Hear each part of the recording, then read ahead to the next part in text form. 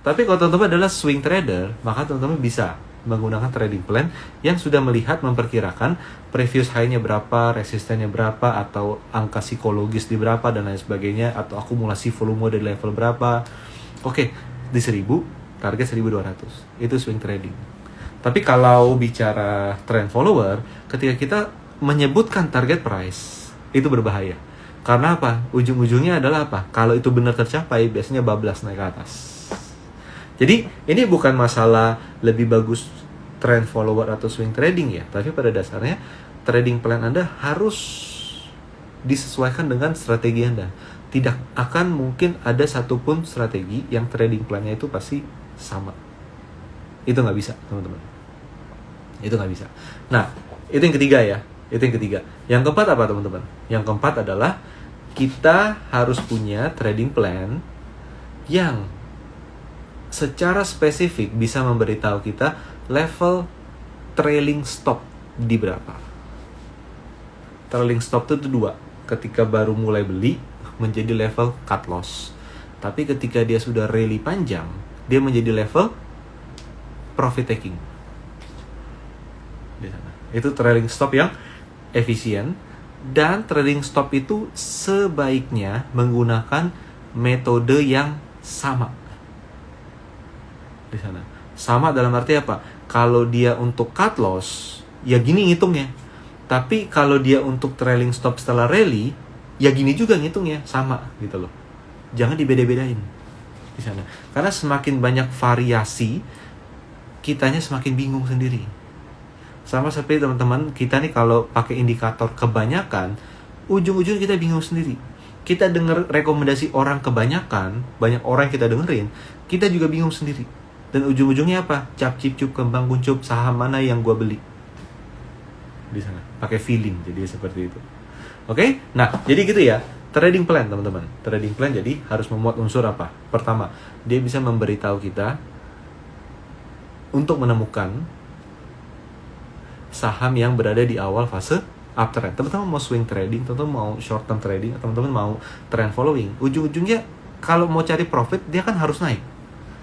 Jadi uptrend itu jangan diartikan, oh dia harus yang pola double bottom. Enggak, bukan kayak gitu.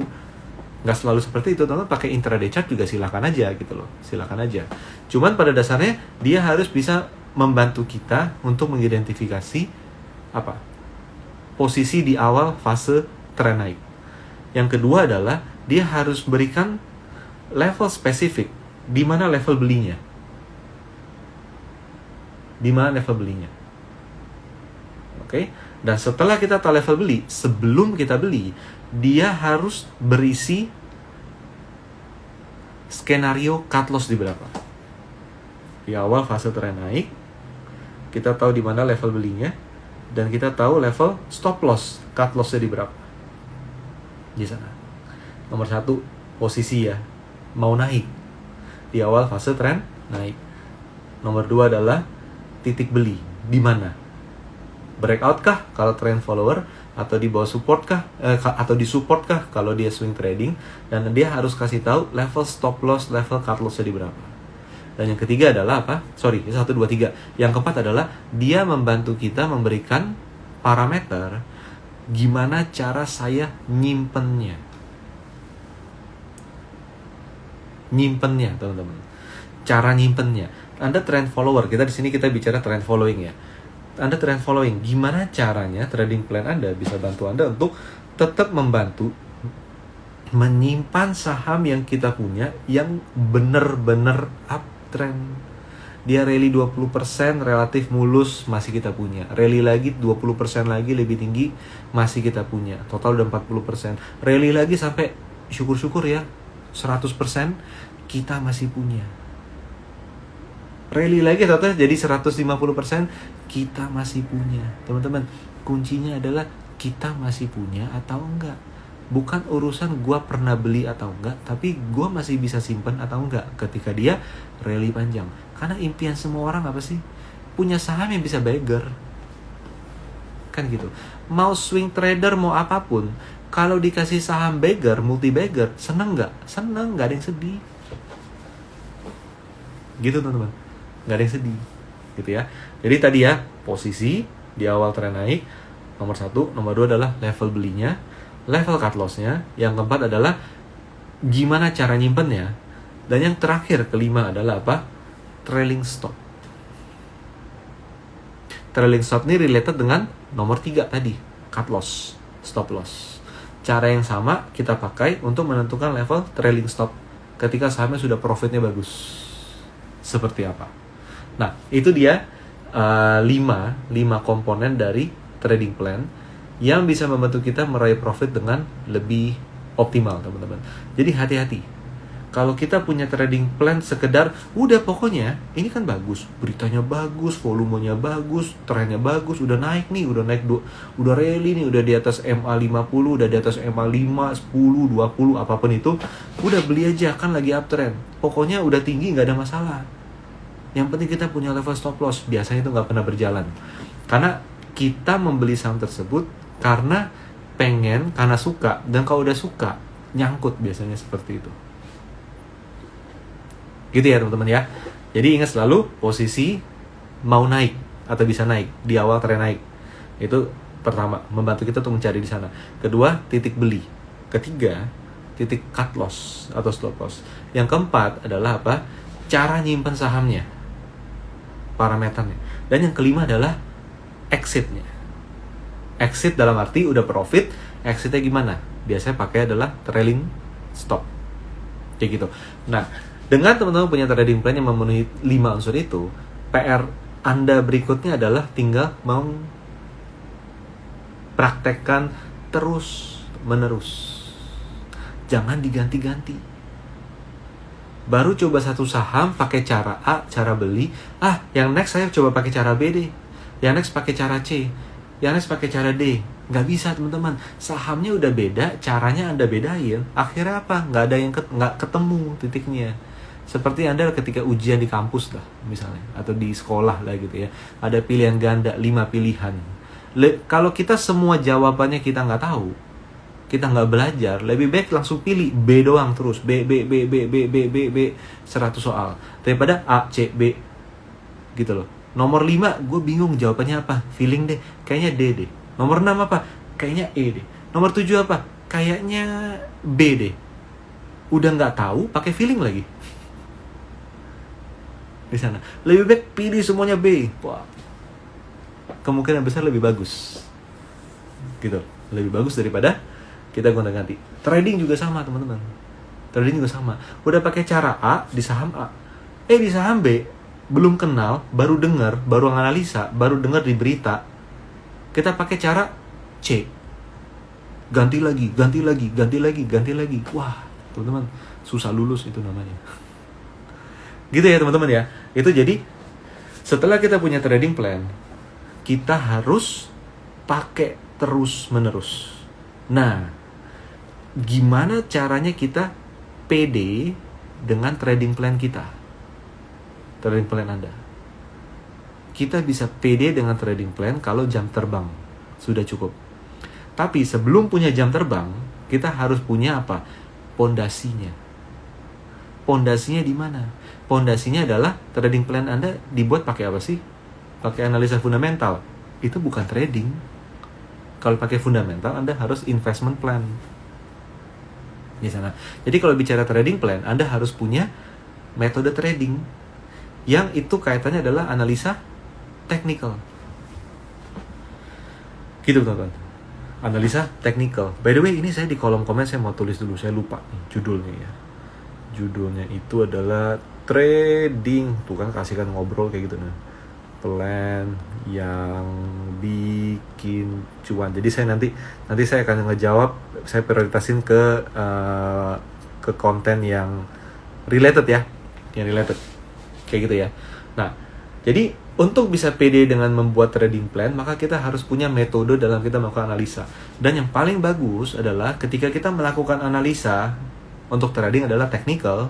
Sorry itu saya mau nggak mau, itu harus technical. Kenapa? Trading, bukan investment plan, kan gitu kan.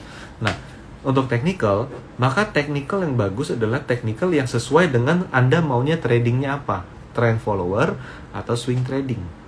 Nah, kalau kita bicara trend follower, maka metode teknikal kita harus yang menggunakan indikator-indikator trend, bukan yang swing, bukan yang short term ataupun scalping. Beda-beda seperti itu.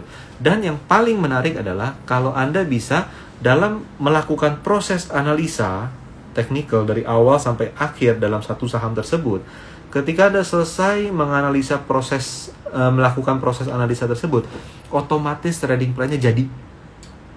Bukan dipikir-pikir lagi. Contoh dipikir-pikir lagi adalah gini. Oke, ini saham kelihatannya bagus deh. Dia lagi koreksi, tapi MACD-nya mulai naik. Udah ada divergence nih, seperti itu. Kayaknya dari volume juga oke. Teman-teman lihat ya, kayaknya. Dari volume juga oke nih. Dan juga kayaknya beritanya juga mendukung industri ini nih ya. Iya, boleh nih gue bikin untuk beli saham ini besok. Oke, trading plan-nya gimana ya? Wah, kacau itu. Itu sama kayak ngejawab pilihan ganda. Nomor 1 kira-kira A nih. Nomor 2 kayaknya C deh. Padahal jawabannya semua gak ada yang tahu gitu loh. Gak ada yang tahu. Di sana. Nah, jadi Anda harus punya metode analisa yang terintegrasi, yang sistematis. Saya harus melihat A, setelah A lolos ke B, B lolos ke step C. Bukan sahamnya ya, tapi kita lihat satu objek saham yang sama. Yang saya harus lihat pertama adalah ini. Oke enggak? Yang kedua ini. Oke enggak? Yang ketiga ini. Oke enggak? Oke, sekarang saya pakai indikator ini. Oke enggak?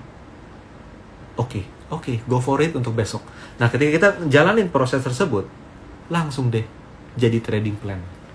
Nggak mikir lagi, teman-teman. Nggak mikir lagi. Gitu ya. Nah, itu yang penting dari trading plan. Dan trading plan tidak ada gunanya kalau Anda tidak bisa menganalisa. Nggak bisa. Atau teman-teman ikutan trading plan orang. Bro, gimana trading plan you? Oke, gini ya. Gue tuh akan beli di sini kalau dia bisa break sekian. Dan gue akan simpen kalau gini. Dan cut loss-nya gini. Teman-teman udah dengar dengan spesifik dan dia benar-benar jalanin. Tapi kalau Anda nggak ngerti why-nya, percaya deh, ketika dia cut loss, Anda nggak cut loss. Ketika dia sahamnya uptrend, dia simpen, rally bisa 50%, Anda pasti naik dikit dijual. Bahkan yang lebih parah lagi adalah ketika dia beli sahamnya, Anda mungkin tidak beli sahamnya. Gitu. Nah, jadi kita harus kuat di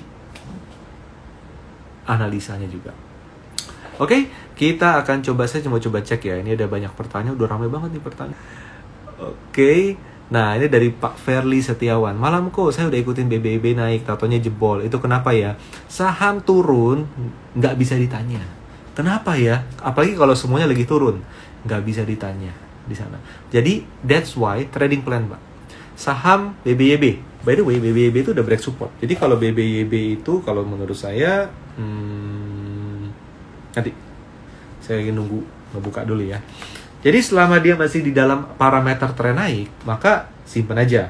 Cuman kalau dia itu sudah tembus support dari tren naiknya, kita udahan dulu. Kita minggir dulu gitu loh, teman. Kita minggir dulu seperti kita lagi di laut. Saya mau arah utara, anginnya ke utara. Saya naikin layarnya, kan gitu kan. Tapi kalau anginnya tiba-tiba ke selatan, saya turunin layarnya. Pas proses saya turunin layar, kapal saya pasti akan berhenti ataupun mundur gitu kan sampai layarnya turun, ya kan? Itu esensi dari stop loss. Udah uptrend, turun, jual dulu. Untungnya tadi segini jadi segini deh. Gak apa-apa. Nanti kalau anginnya udah ke utara lagi, kita naikin lagi layarnya, mungkin ketinggalan dikit dong. Woi, angin udah niup ke arah situ tuh. Naikin layarnya. Kita telat dong, angin niup, kita masih belum maju kan. Tapi setelah layar naik, baru Anda maju kan, seperti itu. Tapi nggak nutup kemungkinan juga kan, setelah gua naikin layarnya, dia tiba-tiba anginnya berhenti. Anginnya berhenti, tiba-tiba tiupnya ke barat. Teman-teman, that's life. Trader, kuncinya adalah mengendalikan layarnya. Kuncinya di sana.